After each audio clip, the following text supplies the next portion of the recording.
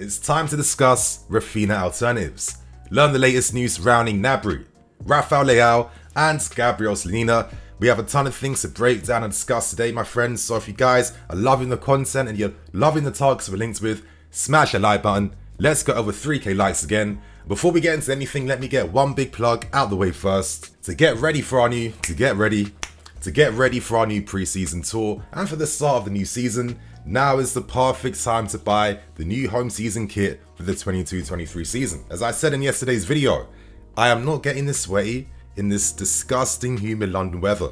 Tomorrow, when Sterling gets announced, expect to see me wearing this, my friends. And if you want to get it for yourselves or for your partner, your kids, etc, etc, I'm your guy. In the description below, use my discount code NINI10 to get 10% off your final order. So without wasting any more time, let's start things off by discussing our next potential signing now, alongside Raheem Sterling in Gabriel Slonina. Now, news broke last night from Fabrizio Romano, and this is big news. Finally, we've reached a verbal agreement with Chicago Fire for the sale of Slonina. A verbal agreement just means that we have to wait now for the official bid to be placed, but now we know how much money is acceptable for that bid to be accepted. That bid in total is going to be 10 million plus add-ons to get this deal completed. And as we already knew in previous reports, Slonina will remain at Chicago Fire for another year at least on loan. Now, Todd Bowley has been putting in work already since taking over us. We know he's acting as our interim sporting director. He's been flying all across the world, all across Europe, and he had special involvement as he made that direct contact with Chicago Fire to get this deal over the line. Hey, for me, I think this guy is a big promise, and I really like his personality as well too. I mean, I've seen a few of his videos on his Twitter page, on social media, how he acts in interviews as well too.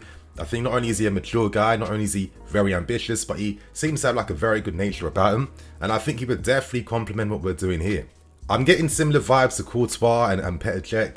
These were two outstanding keepers we signed for next to nothing after having, you know, kind of like minimal hype across Europe.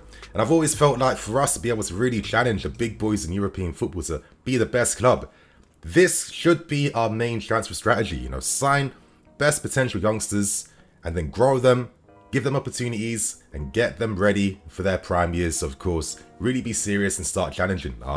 We made the mistakes with De Bruyne, Salah, all these incredible talents that this club knows exactly who the players are to sign. But for some reason, when they do get signed, the culture of the first team is not really give patience or first team opportunities to allow these guys to grow over the years. And it seems a bit ridiculous now, considering that we aren't challenging every single year to win the league. And I'm hoping that under new ownership right now, we can make the right smart plays and build for the future. Because Slonina could be an incredible Mendy successor. Already at a young age, he's got those leadership skills, he's vocal. The guy is built ridiculously. He'll probably still keep on growing as well too. He's only like 18, 19 years old. I just think that in the future, this guy could really be a presence in our goal for years to come. He follows alongside many great American goalkeepers like Brad Guzan, Brad Friedel, Tim Howards, Casey Keller. So in the States, they know how to produce goalkeepers. I mean, this guy at 14 years old became the youngest ever homegrown signing in MLS history. This is before signing a pro deal at 16 years old. So he's had incredible hype and a big reputation around him now for a few years. Currently, he's already overachieving when it comes to expected goals saved. And, you know, when you're seeing all these little signs and these details, it just adds up to paint, you know, a very confident picture of what this guy could end up being like in the future. And I just think, sorry, we have a habit of signing top guys that end up being big.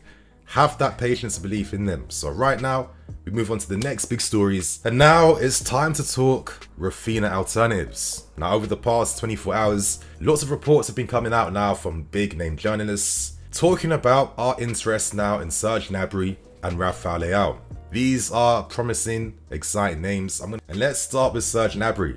We know that now that Raphinha has decided to sign for Barcelona, we need to find a 1v1 specialist. That is the key thing.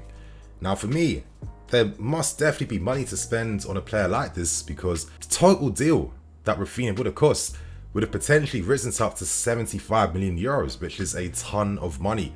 So I feel like we have to redirect those funds into signing, you know, legit targets now.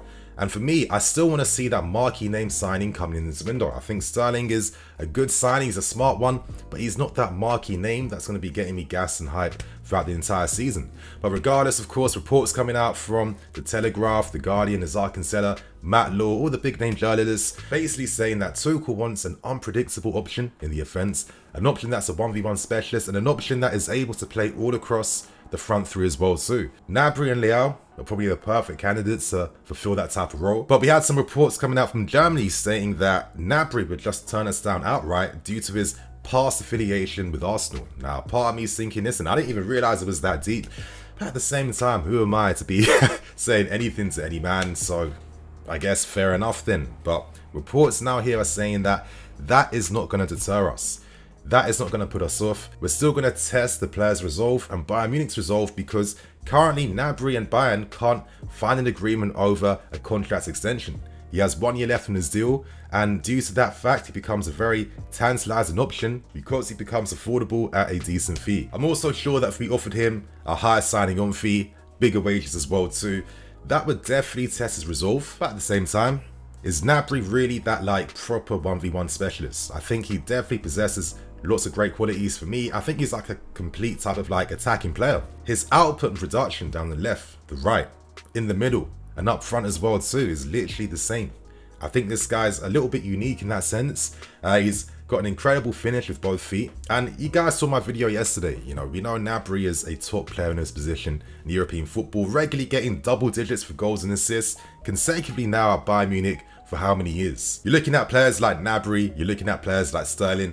I'm guessing based on their experience, they could really be helpful towards players like Hudson-Odoi, who Hudson could probably learn how to improve his finishing after getting advice from Raheem Sterling, who also had those same issues. And someone like Gnabry as well, who, you know, had to leave clubs at a higher level to find himself and find his game at a lower level before coming back up again. So, you know, with that type of experience and, you know, quality around him, that could definitely be something to push him on and make him grow. But still, let's see what happens. I'm not as confident in particular behind this one, just based on the fact that I think it would take something outstanding to really tempt Gnabry and Bayern Munich to sell.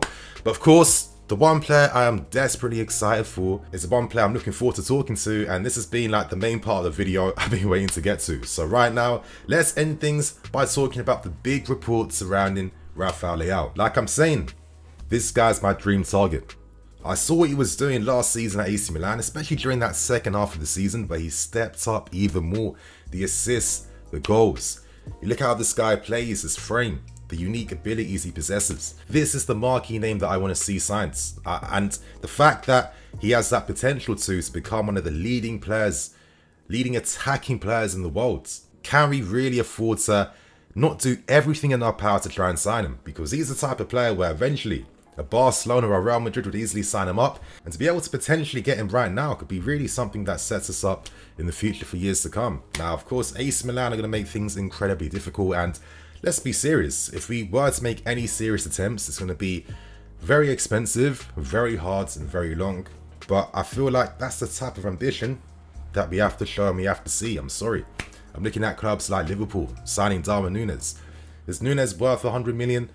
Absolutely not. But look at the commitment Liverpool are showing towards the player, his current ability, the potential he can bring, and the benefits he can bring to Liverpool in the long term. You know, this is the type of moves that City, Liverpool are making that we aren't, and this is why we aren't on their level at this point in time. But a RAFAEL LEAO signing, this gets us a bit closer, and this is a big statement out to the rest of the Premier League that, listen, we are here to try and disrupt the dominance in this league. Now, we know that AC Milan currently are trying to get the player to commit to signing a contract extension so they can dramatically boost his release clause. Currently, that release clause is set between like 120 to 130 million, which is a ton of money. But the fact that Milan know that they can get even more money from him if he signs a new deal really tells you about the unique abilities that Leao brings in the game. With AC Milan trying to sign Hakim Ziyech now negotiating with Milan through the agency, you know, Rock Nation, surely there's something that could be worked in.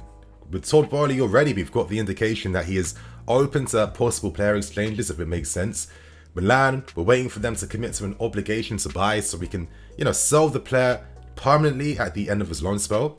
But if they can't afford that, surely accepting Hakim Ziyech, maybe someone else, I don't know, but Hakim Ziyech plus, I don't know, 80, 90, 100 mil for Leao could be something that can maybe tempt them a bit more, because one thing we have going in our favour in this window is the fact that we are able to commit more money up front.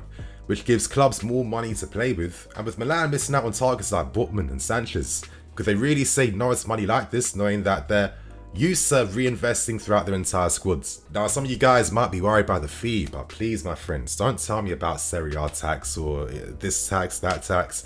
Listen, Premier League clubs, they don't buy domestically. There's a reason why they buy from outside the league for a reason. So I don't think the Prem is really levels like that, to be honest with you. But, you know, to end things, I want to get this off my chest here. If we're looking at players like this, cough the money up. It's that simple for me. Maybe this summer heat's got me feeling bare cynical. The humidity is mad, working in front of screens and lights. Honestly, you guys, it's not ideal right now.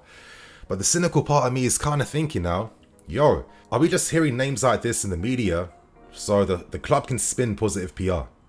Because I've not seen a club outside of us that has expensive taste in marquee names, big players, etc, etc. But when it comes to paying that final fee afterwards, we're trying to barter, we're trying to negotiate, and we're not fully ready to commit. But at the same time, we will overcommit and overpay for players who aren't marquee names or marquee signings. And I feel like this is the type of decision making at the top now that I want to see improvements in. As I said earlier, Leao is a marquee name. I think Borley has to bring us one big marquee player in this window.